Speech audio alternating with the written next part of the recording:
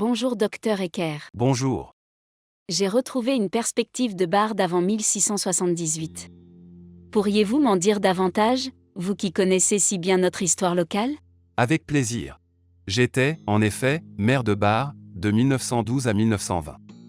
Je connais bien l'histoire locale, y ayant consacré 2 ouvrages. En 1911, sur la ville, et, en 1914, sur la seigneurie de Bar. D'ailleurs, l'essentiel de ce que je vais vous raconter est écrit dans mon second livre. Pourquoi la mention de cette date de 1678? 1678 est une année qui a marqué l'histoire de Bar. En raison du grand incendie du 9 novembre. Mais avant d'y revenir, relevons, sur ce dessin, la présence des armoiries de la ville de Strasbourg, puisque la seigneurie de Bar lui appartenait alors. Argentina étant la version latine médiévale de l'appellation de Strasbourg. Voilà donc notre Bar de la fin du XVIIe siècle? Globalement oui. Disons, à quelques détails près. La vue nous donne toutefois des informations intéressantes. Je vais vous expliquer. Les 16e et 17e siècles n'ont pas été de tout repos dans notre région. Bar connut un premier incendie, en août 1592, par les troupes du cardinal de Lorraine. Le château, actuelle mairie, fut détruit, ainsi que de nombreuses maisons. L'époque était tout, sauf sûre et paisible. Visiblement, Bar comportait alors des remparts, afin de se protéger. Ce n'est qu'en 1610 que le magistrat de la ville de Strasbourg décida de renforcer la protection de Bar, par des mesures constructives. Les travaux vont durer près d'1 an. Les remparts n'étaient pas constitués d'un mur d'enceinte proprement dit, mais des façades arrière des maisons. Là où des brèches existaient, entre 2 édifices, on les combla par un mur. On creusa aussi un fossé autour du bourg, un peu comme le montre cette perspective. Du côté du Kirchberg et des vignes, par contre, on estima qu'une palissade en bois suffirait. Il n'existait finalement que peu de rues, à Bar, à cette époque. En effet. La Kirneck traversait alors Bar, quasiment en son milieu. Il existait 3 ponts qui reliaient les quartiers nord au quartier sud. Le premier, entre les actuelles rues Tofflib et des Boulangers. Le second, entre les rues des Maréchaux et Rébert. Le troisième entre les rues des Cigognes et des Saules. Il existait par ailleurs 2 liaisons transversales, est-ouest. L'actuelle Grand Rue et, plus au nord, le secteur de la mairie, de la rue des Bouchers et du tronçon inférieur de la rue Sulzer. Et qui dit rempart dit aussi porte, je suppose. Évidemment. Il existait, dans le dispositif de fortification, des portes à porche arrondies. La première, au nord-est, au niveau médian de l'actuelle rue Sulzer. On l'appelait le Fayeltor. La seconde porte, au sud-est, se trouvait en bout de l'actuelle Grand Rue. C'était le Niedertor, ou porte basse.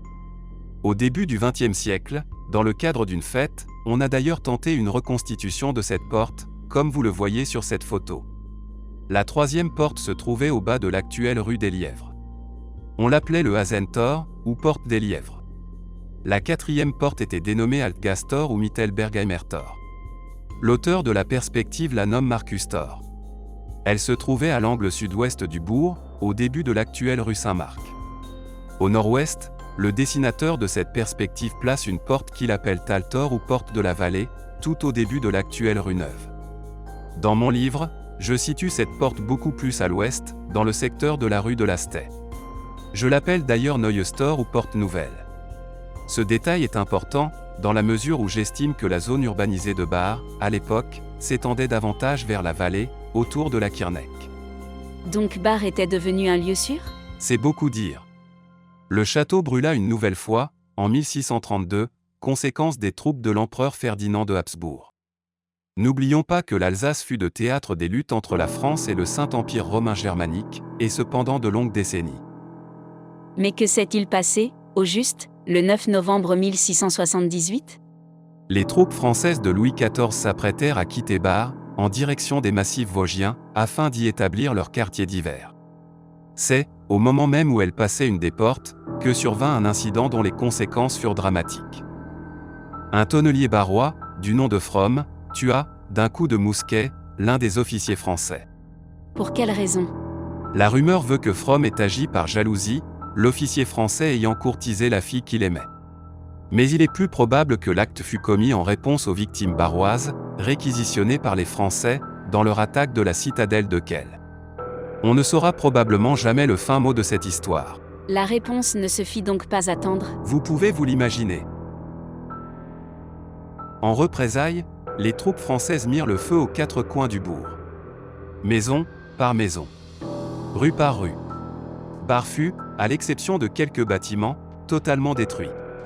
L'église et le corps principal du château furent préservés. L'incendie dura 4 jours. Les Barrois y perdirent tous leurs biens. Dans la vallée, 76 maisons ont toutefois été épargnées, de sorte que les habitants démunis purent être partiellement accueillis. On s'empressa aussi de construire quelques baraquements de fortune, dans ce que l'on appelle aujourd'hui la rue Neuve. N'oublions pas que l'hiver était proche et que les gens ne possédaient plus rien.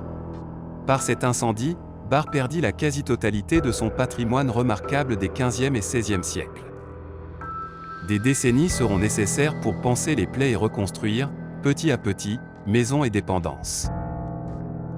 Par-ci, par-là, vous constaterez encore, sur les frontons de certaines maisons barroises, des inscriptions lapidaires datant d'avant 1678. Mais il s'agit souvent de pierres récupérées pour la reconstruction.